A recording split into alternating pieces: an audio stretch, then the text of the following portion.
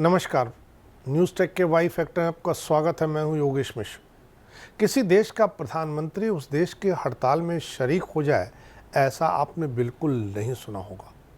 ऐसा होता भी नहीं है, क्योंकि प्रधानमंत्री के पास इतने अधिकार होते हैं कि वो चाहे तो जिस विषय को लेकर के, जिस सवाल को लेकर के, जिस समस्या को लेकर हड़ताल हो रही है, उसे दूर कर सकता है।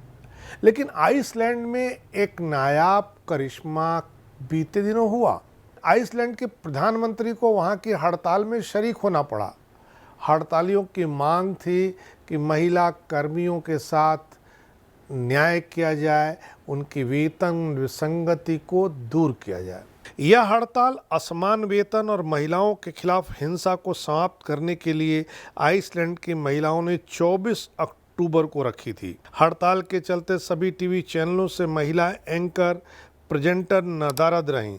स्कूल बंद हो गए, सार्वजनिक परिवहन में देरी हुई, अस्पतालों में कर्मचारियों की कमी हो गई, होटल के कमरे साफ नहीं हो पाए। प्रधानमंत्री कैटरीन ने कहा कि वो महिलाओं की इस हड़ताल के साथ एकजुटता दिखाते हुए घर पर ही रहेंगी। उन्होंने अपने मंत्रिमंडल के महिला सहयोगियों से भी ये उम्मीद जताई कि वे भी ऐसा ही करेंगी, यानी वे घर पर ही रहेंगी। हड़ताल के मुख्य आयोजक आइसलैंड की ट्रेड यूनियनों ने महिलाओं और गैर बाइनरी यानी ट्रांसजेंडर लोगों से दिन के लिए घरेलू कामकाज सहित भुगतान और अवैतनिक दोनों तरह के काम करने से इनकार करने का आह्वान किया। आइसलैंड के तकरीबन 90% कर्मचारी इस यूनियन से संबंधित हैं, जिस यूनियन ने बीते दिनों हड़ताल का आह्वान किया है। स्कूलों और स्वास्थ्य प्रणाली जिनमें महिला कर्मचारी कार्यरत हैं, उसके बारे में कहा गया कि वे बहुत बुरी तरह प्रभावित हुए हैं। राष्ट्रीय प्रसारक आरयूवी ने कहा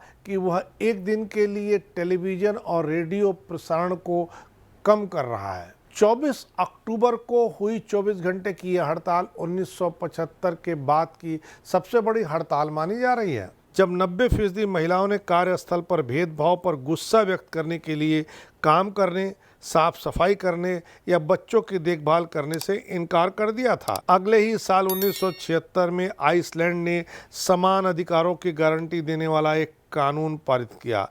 तब से कई आंशिक एक दिवसीय हड़तालें हुई हैं। इससे बड़ी हड़ताल 2018 में हुई, जब महिलाओं ने दोपहर में काम बंद रखा। आइसलैंड आर्कटिक सर्कल के ठीक नीचे एक उबड़ खाबड़ द्वीप है।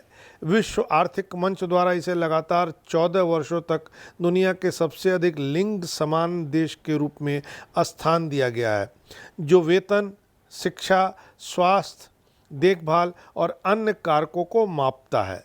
आइसलैंड में वेतन विसंगति आज भी बनी हुई है। आइसलैंड के 1975 की हड़ताल ने पोलैंड सहित तमाम देशों में इस तरह की विसंगतियों के खिलाफ खड़े होने का माहौल बनाया और हड़तालें हुई। महिलाओं ने प्रस्तावित गर्भपात प्रतिबंध के विरोध में 2016 में नौकरियों और कक्षाओं का बहिष्कार किया। स्पेन में महिलाओं ने 2018 में 8 मार्च यानी अंतर्राष्ट्रीय महिला दिवस पर अगर हम रुके तो दुनिया रुक जाएगी, इस थीम के तहत 24 घंटे की हड़ताल की। आइसलैंड की प्रमुख यूनियनों का मानना है कि इस हड़ताल में 5.3 मिलियन लोग शामिल हुए और जिस हड़ताल में प्रधानमंत्री खुद शरीक हुई हों, उस हड़ताल के नतीजों के बारे में सोचना बेमानी नहीं होगा।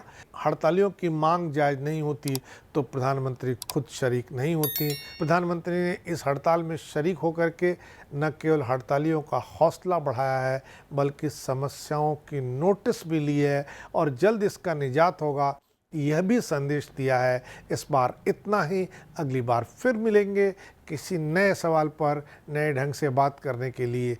तब तक के लिए नमस्कार।